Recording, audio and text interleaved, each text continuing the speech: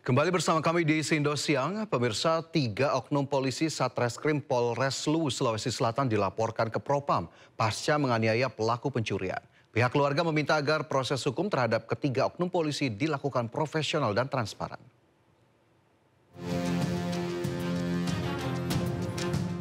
Keluarga pelaku pencurian aki mobil melaporkan 3 oknum polisi Polres Luwu, Sulawesi Selatan yang diduga melakukan penganiayaan terhadap tahanan di ruang kanit Reskrim Polsek Bua. Korban alami patah tulang kaki hingga menjalani operasi. Ketiga oknum polisi tersebut dilaporkan ke Propam Polres Luwu untuk mempertanggungjawabkan perbuatannya. Awalnya pihak keluarga ingin melapor kasus pidana, namun pihak kepolisian melakukan mediasi sehingga membuat pihak keluarga memutuskan melapor ke Propam. Kami akan tangani secara profesional, ya, sebagai bentuk kepercayaan dari masyarakat supaya tidak ada lagi keraguan-raguan lagi dari masyarakat yang meminta keadilan. Jadi kami mudah-mudahan diberikan kepercayaan untuk menangani secara profesional dan menuntaskan kasus ini. Pak, terima kasih. Kalau boleh tahu Pak, berapa orang yang sempat dilaporkan Pak?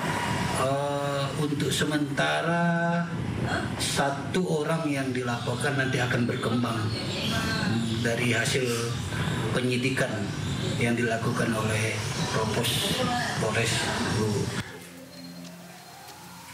Korban penganiayaan oknum polisi masih menjalani perawatan di Rumah Sakit Umum Sawiri Gading Palopo.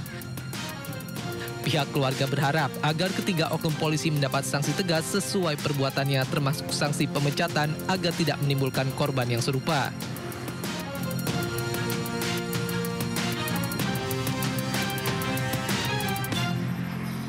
Pemirsa, sebuah video yang memperlihatkan aksi pemukulan seorang pelajar SMK Negeri 2 Pangkep, Sulawesi Selatan viral di media sosial. Dalam video berdurasi 19 detik itu terlihat korban dianiaya secara brutal oleh temannya di depan sekolah, disaksikan oleh sejumlah pelajar lainnya. Dan polisi kini tengah menangani kasus ini dan telah mengamankan pelaku.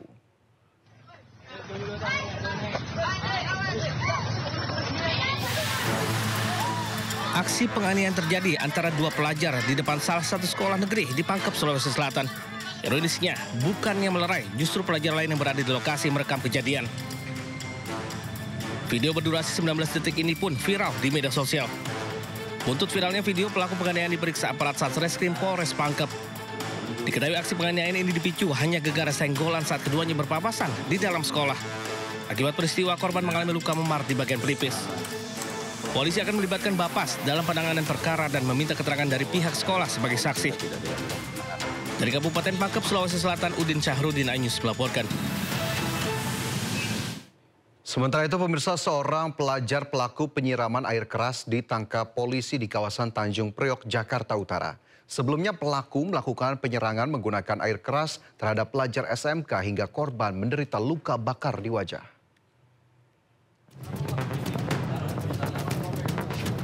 Sambil mengendap-endap, polisi menyergap seorang pelajar pelaku penyiraman air keras AR, 18 tahun di kawasan Koja, Jakarta Utara. Usai diamankan, pelaku digelandang ke Polsek Tanjung Priok untuk dilakukan pemeriksaan. Ia merupakan eksekutor penyiraman terhadap pelajar SMK lain di kawasan Jakarta Utara yang terekam CCTV. Sebelumnya, viral rekaman CCTV saat korban disiram air keras oleh sekelompok pelajar di Jalan Sungai Bambu Tanjung Priok. Akibatnya, korban yang merupakan pelajar SMK mengalami luka bakar di bagian wajah hingga leher. Korban harus dilarikan ke RSCM untuk mendapatkan perawatan.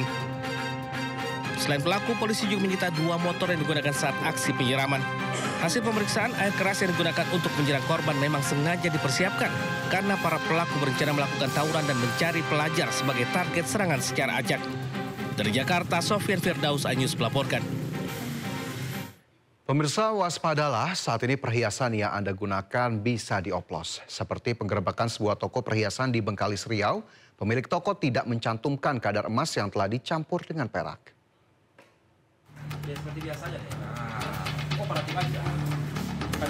Saat penggerebekan, kepolisian Bengkalis Riau menyaksikan langsung pembuatan perhiasan yang dioplos dengan perak. Polisi menyita barang bukti lebih dari 1,8 kg emas oplosan, cairan kimia, alat sepuh, buku faktur penjualan, serta uang tunai dari hasil penjualan emas oplosan. Alhasil, seorang pemilik toko saat ini diamankan dan ditetapkan sebagai tersangka. Pelaku diketahui telah beraksi sejak 2021. Kasus berhasil diungkap karena seorang warga merasa tertipu setelah membeli 2 gelang emas yang ternyata tidak mengandung kadar emas murni. Korban merasa curiga dengan keaslian gelang yang tersebut, gelang emas tersebut, karena pada saat membuat faktur pembelian, pelaku tidak menuliskan kadar emas dari gelang tersebut. Dan karena tidak ada menuliskan kadar emas tersebut, korban menaruh perasaan curiga. Dan selanjutnya korban melakukan pengecekan terhadap barang yang sudah dibeli tersebut, dan ternyata memang ditemukan bahwa dari hasil itu gelang tersebut bukan berupa emas, akan tetapi adalah perak yang disepuh dengan emas, jadi seolah-olah terlihat saat didagangkan itu terlihat seolah-olah emas 22 karat, akan tetapi tersangka tetap melakukan aktivitas jual beli tersebut. Saat ini 4 korban melapor dan jumlahnya diperkirakan akan terus bertambah. Pemilik toko pun dijerat pasal tentang pemalsuan dan penipuan dengan 6 tahun penjara. Dari Bengkalis, Riau, Indriaus Rizal, iNews melaporkan. Pemirsa, penampilan mewah terkadang bisa menipu. Bergaya elit, seorang wanita paruh baya terekam kamera pemantau mencuri kalung emas dan berlian di toko perhiasan Kelapa Gading, Jakarta Utara.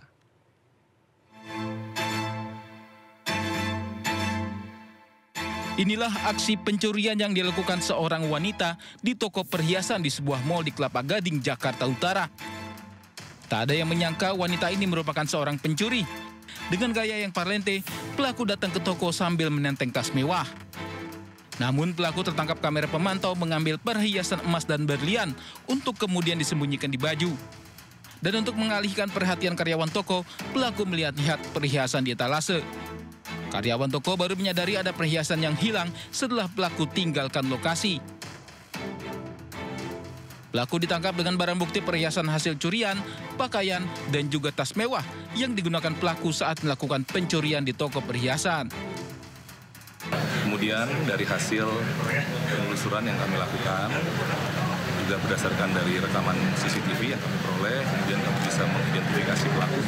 Dan pada hari Jumat, tanggal 1 Agustus 2025, pelaku telah berhasil kami amankan. Dan juga beberapa barang bukti terkait dengan perkara tersebut juga sudah kami sita, baik pakaian yang digunakan oleh pelaku pada saat itu, ada juga tas yang digunakan, handphone, dan juga barang bukti berupa kalung dan liontin juga sudah kami amankan. Pelaku kini jalani pemeriksaan di Polsek Kelapa Gading, Jakarta Utara. Dari Jakarta, Sofyan Firdaus, iNews melaporkan. Kita beralih ke informasi lain, pemirsa. Pemprov Jakarta akan merelokasi pedagang pasar Barito ke Lenteng Agung. Namun rencana tersebut mendapat penolakan dari para pedagang lantaran lokasi kios baru belum dapat dihuni. Relokasi pedagang pasar Barito merupakan bagian dari upaya revitalisasi ruang terbuka hijau dan taman kota untuk meningkatkan kualitas lingkungan hidup warga Jakarta. Pemprov DKI akan menggabungkan 3 taman di wilayah Barito, Jakarta. Para pedagang diberikan waktu untuk memindahkan barang dagangannya secara mandiri sebelum lokasi disulap menjadi taman. Sementara itu, para pedagang meminta lokasi baru yang layak sebelum mereka tempatkan menjadi lahan usaha.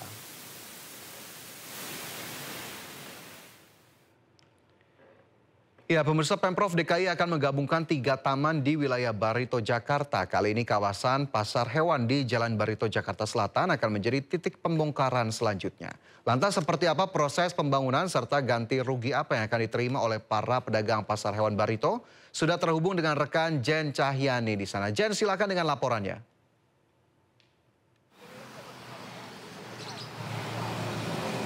Ya, baik Fajar dan juga pemirsa. Kalau kita lihat situasi di sini di Pasar Barito yang hingga saat ini masih ada aktivitas jual beli di sini, di mana para pedagang yang ada di sini masih berjualan di sini, melakukan aktivitas jual beli seperti biasa. Karena kalau tadi kami sempat tanyakan kepada para pedagang yang ada di sini, iya betul sekali mereka menolak adanya relokasi tempat mereka berdagang ke Lenteng Agung karena alasannya yang paling utama adalah di mana lokasi yang menjadi pengganti tempat berjualan mereka yang ada di Lenteng Agung ini belum siap atau malah bahkan belum dibangun sama sekali, masih berbentuk tanah seperti itu, sehingga para pedagang di sini menolak untuk direlokasi. Namun mereka sampai saat ini masih berjualan dan juga menunggu seperti apa keberlanjutannya sampai nantinya ada kesepakatan antara Pemprov Jakarta dengan para pedagang yang ada di sini. Nah, Fajar dan juga pemirsa, kalau saya bisa gambarkan di belakang saya, ini ada banner bertuliskan suara Barito, jangan korbankan kebutuhan kami pedagang kecil demi ambisi politik. Nah, kemudian ini tentu saja menjadi perwakilan apa yang disuarakan oleh para pedagang yang ada di sini. Nah, selanjutnya Fajar dan juga pemirsa, saya akan menanyakan seperti apa sih kondisi yang dirasakan oleh para pedagang yang ada di sini terkait dengan relokasi yang akan dilakukan oleh Pemprov Jakarta. Selamat siang, Mas. Mas boleh ngobrol sedikit dengan siapa? Ya, ini perkenalkan saya Damianus Jeffrey Sagala dari Tim Advokasi Pedagang Pasar Barito yang berasal dari Solidaritas Pemasok dan Pedagang Pasar 3 SP3. Dan ini juga rekan saya, Advokat Doli Daily SH. Ini juga rekan saya, Fahmi Akbar SH. Mas, ini kalau saya boleh tanyakan terkait dengan pedagang-pedagang di sini, Mas kan sebagai yang mewakilkan ya. Ini apa sih yang dirasakan mereka terkait dengan relokasi ini, dan kabarnya ini nanti pada hari Jumat, hari terakhir akan dikosongkan, akan direlokasi. Itu seperti apa sih, Mas?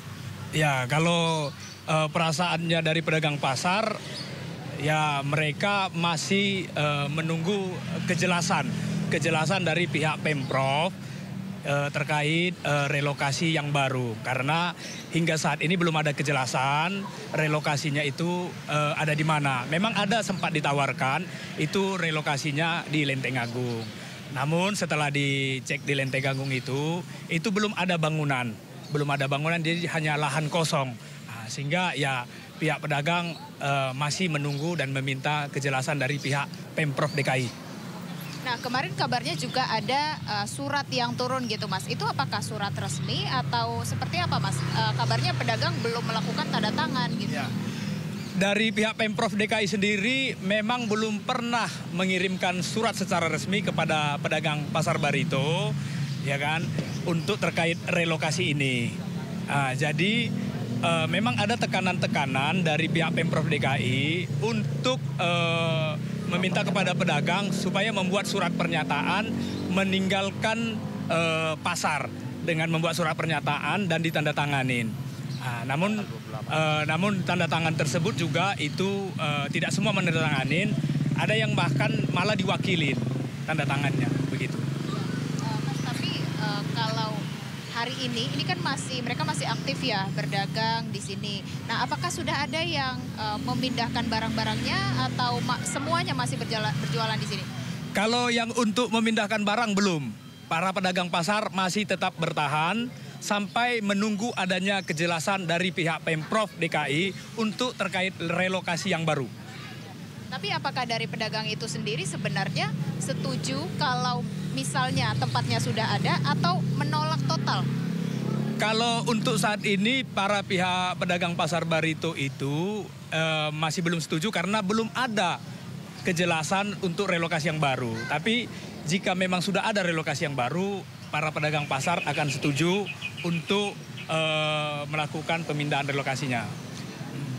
Nah, ini yang di bawah surat apa kalau boleh tahu? Jadi terkait relokasi ini memang kami dari tim advokasi sudah mengirimkan secara resmi surat kepada Bapak Gubernur DKI Jakarta, Wali Kota Jakarta Selatan, Kasat Pol PP Jakarta Selatan, Lurah Kramat Pela, Kecamatan Kebayoran Baru, Ketua RT dan Ketua RW setempat. Ya, ini kami tunjukkan terkait surat secara resmi perihal penangguhan untuk relokasi atau penggusuran. Kami berharap agar Pemprov DKI, yaitu Bapak Gubernur DKI, untuk menjawab surat kami dan mengkaji ulang terkait relokasi ini, karena pasar Burung Barito ini sudah menjadi ikon mendunia, ikon mendunia, karena banyak konsumennya yang berbelanja ke sini juga dari tamu-tamu mancanegara, begitu. Ya, baik, terima kasih banyak ya Mas ya. Semoga mendapat segera ada kesepakatan seperti itu. Nah, itu dia Fajar dan juga pemirsa, itu bagaimana yang dirasakan oleh para pedagang di sini, di mana mereka tentu saja menunggu solusi seperti apa dari Pemprov DKI Jakarta agar jika memang jadi nanti dilakukan relokasi, mereka dapat mendapatkan pengganti lokasi di Lenteng Agung yang layak seperti itu. Fajar. Ya baik, terima kasih Jen Cahyani melaporkan langsung dari Pasar Hewan Barito, Jakarta. Selamat bertugas kembali.